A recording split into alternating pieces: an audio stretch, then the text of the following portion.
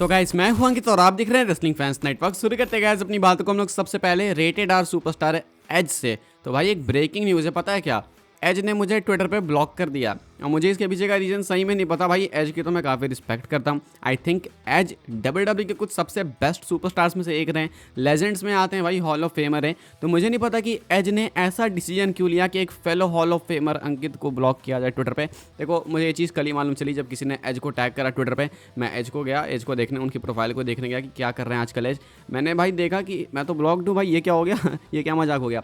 तो मुझे रीज़न तो नहीं पता, लेकिन मुझे इतना मालूम चला कि शायद मैंने एक ट्वीट करा था कोडी के लिए कि कोडी रोड्स का रिटर्न मुझे ज़्यादा बेटर लगा, तो शायद एज को वो चीज़ पसंद नहीं आई। एक्चुअली किसी ने पोस्ट करा था कि एज और कोडी किसका रिटर्न आपको ज़्यादा बेटर लगा था या फिर किसका रिटर्न आपके लिए ज़्यादा मेमोरेबल है। तो मैंने कोडी बोल दिया था यार। अब बताओ, कोडी के फैंस कहते हैं कि मैं कोडी के अगेंस्ट बोलता हूँ, मैंने कोडी बोल दिया था। तो मुझे लगता है कि एज ने वो चीज़ देख ली, बिकॉज इसके अलावा आई डोंट थिंक मैंने एज के लिए कुछ ट्वीट भी करा होगा यार। एज की तो मैं काफ़ी रिस्पेक्ट करता हूँ, लेकिन हाँ ये मालूम चलता है कि AEW के अंदर जाने के बाद पता नहीं लोग बहुत सेंसिटिव हो जाते हैं। एज भाई, मैं उस एज की बात कर रहा हूँ जिनका रॉयल रंबल 2020 में रिटर्न हुआ था। उसके बाद एक लेजेंडरी रन पे थे वो, अपने आखिरी WWE मैच के अंदर इन्होंने सेमस को फेस करा एंड उसके बाद AEW के अंदर चले गए। वीडियो के अंदर तो मैं काफ़ी कुछ बोलता हूँ, लेकिन आई डोंट थिंक कि एज मेरी वीडियो देख रहे होंगे उसके बाद वीडियो से मेरे अकाउंट पर गए, पता नहीं भाई। हालांकि ये चीज़ इतनी मैटर नहीं करती है, लेकिन एक सीरियस टॉपिक है जो कि मुझे कभी समझ नहीं आता कि AEW के अंदर सुपरस्टार्स जाने के बाद इतने बदल कैसे जाते हैं। चाहे एज को देख लो, नेचर में बात कर रहा, नेचर में बदलाव की बात कर रहा हूँ, चाहे ब्रायन डैनियल्सन को देख लो, WWE के बारे में नेगेटिव बोलना। हालांकि अच्छी चीज़ है कि एज ने WWE के बारे में एटलीस्ट अभी तक कुछ भी नेगेटिव नहीं बोला है, मतलब शॉर्ट्स लिए हैं लेकिन ऐसे ओपनली पब्लिक में डायरेक्ट नहीं एम करते हुए बोला है, तो वो एक अच्छी चीज़ है। लेकिन पता नहीं AEW के अंदर टैलेंट्स जाने के बाद बदल जाते हैं, क्या हो जाता है, ये चीज़ मेरे समझ के बिल्कुल परे। आप हल्का सा भी कुछ बोल दो आपको लोग ब्लॉक मार देंगे, तो ये समझ नहीं आता मुझे कि क्या है, क्या चल रहा है। खैर भाई, एक छोटी सी चीज़ थी जो कि मुझे लगा आपको बतानी चाहिए कि AEW का लॉकर रूम कुछ तो है भाई, काफ़ी एक्स्ट्रा ही सेंसिटिव है। और बाकी दूसरा रीज़न ये भी था भाई कि मेरे पास अपडेट्स ज़्यादा थी नहीं, तो मुझे लगा यही कवर कर लेते हैं। आगे बढ़ते हैं गाइस, बात करते हैं अगली स्टोरी के बारे में जो कि US नेटवर्क को लेके। US नेटवर्क भाई दिवाली मनाने को बिल्कुल तैयार है, बिकॉज स्मैकडाउन सीजन प्रीमियर अगले हफ्ते ही होने वाला है एंड इसके लिए प्रिपरेशन भाई बहुत ही जोरों शोरों से चल रही है इनकी। इन्होंने भाई ऑफिशियल रोस्टर शेयर करा है स्मैकडाउन का, आप देख सकते हो।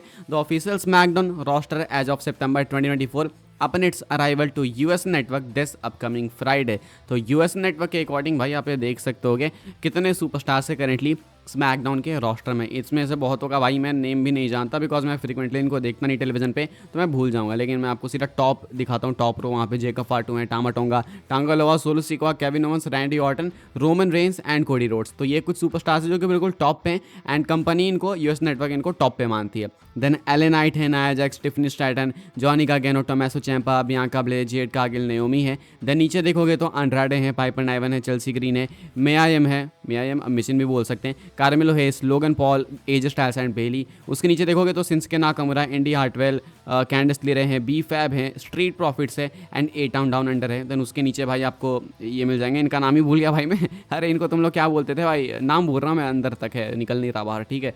अपोलो क्रूज है, बैरन कॉबिन है, हम्बर्टो कैरियो यहाँ पे, एंसल गार्ज हैं साथ में। आई थिंक अगर मैं गलत ही हूँ तो ये अल्कात्रा लोपेज हैं एंड सेंटोस एस्कोबार हैं। इधर नीचे OC दिख जाएगी आपको, जिवाना विंसी, इधर टेगन नॉक्स हैं, बाकी सेड्रिक एलेक्जेंडर, इन दोनों का नाम भाई मैं भूल गया, सो उसके लिए सॉरी, इतना मैं याद नहीं रख पाता। तो ये है भाई स्मैकडाउन का करेंट रोस्टर। यहाँ पे जिमी ऊसो नहीं है by the way. Jimmy Uso क्यों नहीं है? वो ड्राफ्ट नहीं करे गए थे, ड्राफ्ट तो रोमन रेंस भी नहीं करे गए थे, लेकिन आए तो रोमन रेंस इवेंचुअली स्मैकडाउन में ना, तो इसलिए रोमन यहाँ पे।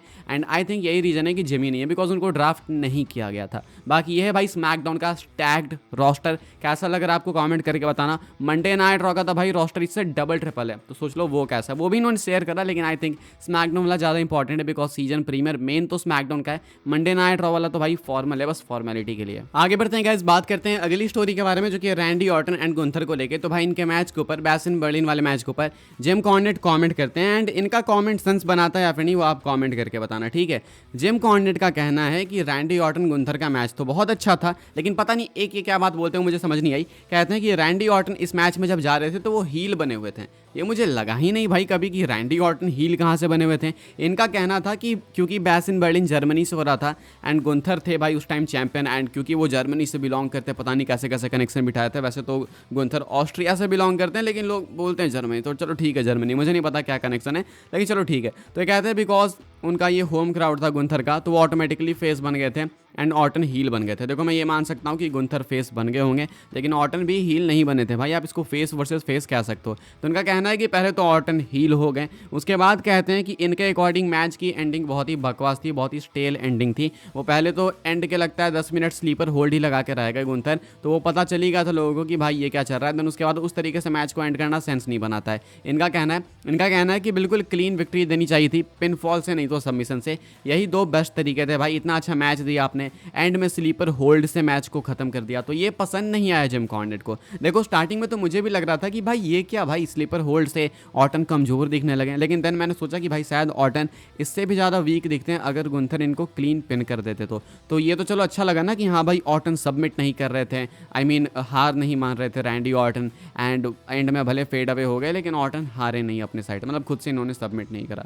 तो आई थिंक सही बुकिंग थी। बाकी आप क्या सोचते हो कमेंट करके बताना। ऑब्वियसली भाई डिफरेंट ओपिनियंस होंगे अलग अलग लोगों के, तो आप क्या सोचते हो लिख के बताना। फिलहाल रैंडी ऑर्टन को लेके ये कुछ अपडेट है, कहते हैं कि रैंडी ऑर्टन की बुकिंग तो सही थी मैच में, लेकिन एंड में जाके इन्होंने कुछ गड़बड़ कर दिया, मिस्टेक किया है ट्रिपल एच वालों ने, ट्रिपल एच एंड डब्ल्यूडब्ल्यू वालों ने। क्या आप अग्री करते हो या नहीं, लिख के बताना। आगे बढ़ते हैं गाइस, हम लोग बात करते हैं अपनी नेक्स्ट एंड फाइनल स्टोरी के बारे में, जो कि अगेन जिम कॉर्नेट के कमेंट्स को लेके ये कमेंट करते हैं जेका फाटू सोलो सिकोवा वगैरह के ऊपर भी, बताते हैं कि क्या जेका फाटू एंड सोलो सिकोवा एक दूसरे पे टर्न करेंगे। कहते हैं कि इनके अकॉर्डिंग जेका फाटू का टर्न करना ज़्यादा सेंस बनाता है, एंड ये बात पहले भी मैं आपको बता चुका हूँ कि हमें ईस्टर एग्स मिल चुके हैं, जेका फाटू में भी आगे जाके फ्यूचर में टर्न कर सकते हैं सोलो सिकोवा के ऊपर। लेकिन देन इसमें मालूम है दिक्कत क्या है, ये जिम कॉर्नेट एड्रेस करते हैं, इसमें दिक्कत है कि आप देखो टर्न तो कराओगे, मुझे लगता है कि वो चीज़ मैसिव जनरेट करेगी नंबर्स आपके लिए, लेकिन फिर देन ये वही चीज़ हो जाएगी ना solo Sikoa and Roman Reigns वाली, जेका फाटू टर्न करेंगे सोलो पे, सोलो बन जाएंगे बेबी फेस, जेकब बन जाएंगे हील। तो अभी भी तो सेम है ना, सोलो सिकोवा टर्न करेंगे रोमन पे, सोलो बन गए हील, रोमन बन गए फेस।